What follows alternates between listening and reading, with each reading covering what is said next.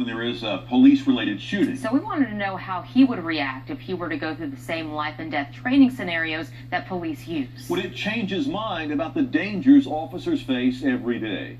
Only on KHOU 11 News, our Alice Barr follows Quanell X to a police shooting range to see how he'd respond in a crisis.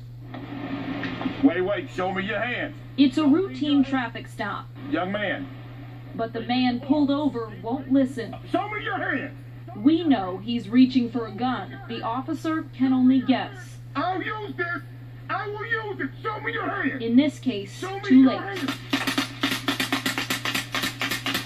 It's a new perspective for the man under this mask. Helmets off.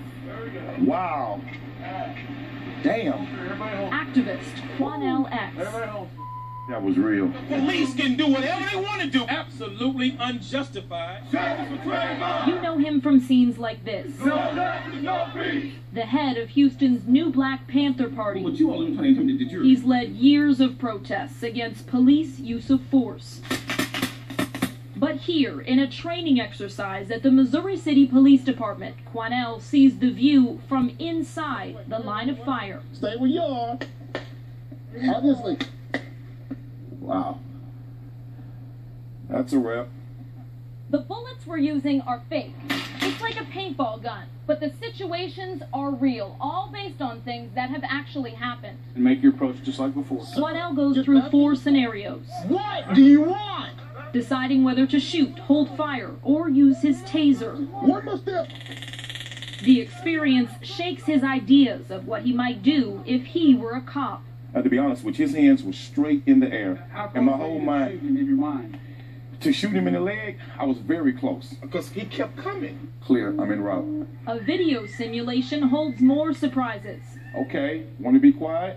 A disturbed man holding a baby rushes with a knife while Quanell tries to taser him.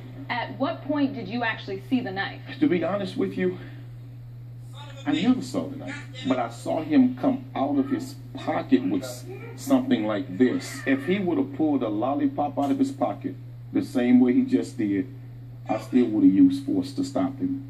And then somebody could have said, well, all he had was a lollipop. But you don't know when it's happening so fast like that.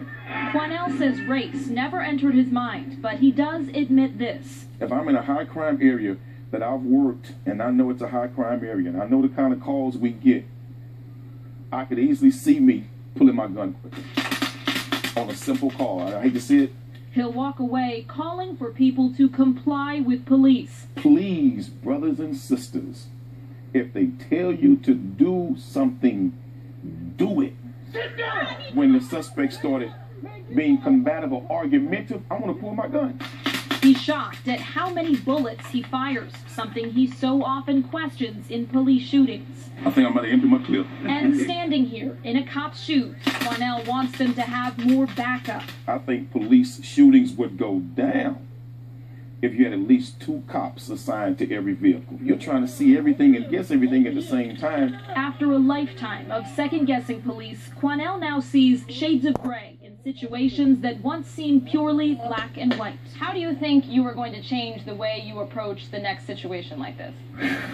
You got to gather the facts. And as an activist, we want to respond to the family's hurt and pain immediately. But we could possibly respond very incorrectly if we don't take our time to gather some facts, man, because these situations, they go from 0 to 100 in a split second.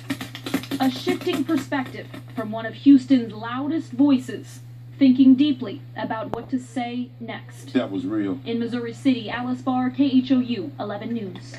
Interesting to hear his comments after that experience. We should point out that Quanell X still believes many police officers are too quick to use deadly force, and he's not backing off from being a critic when he thinks cops deserve it. I guess we'd expect no less. And the police officers who ran the exercise say he did pretty well as a civilian. Right, and there's a message here for communities and police as the two sides learn to trust each other more. That message being walk in the other guy's shoes. Maybe a little empathy on both sides right. of that. You know?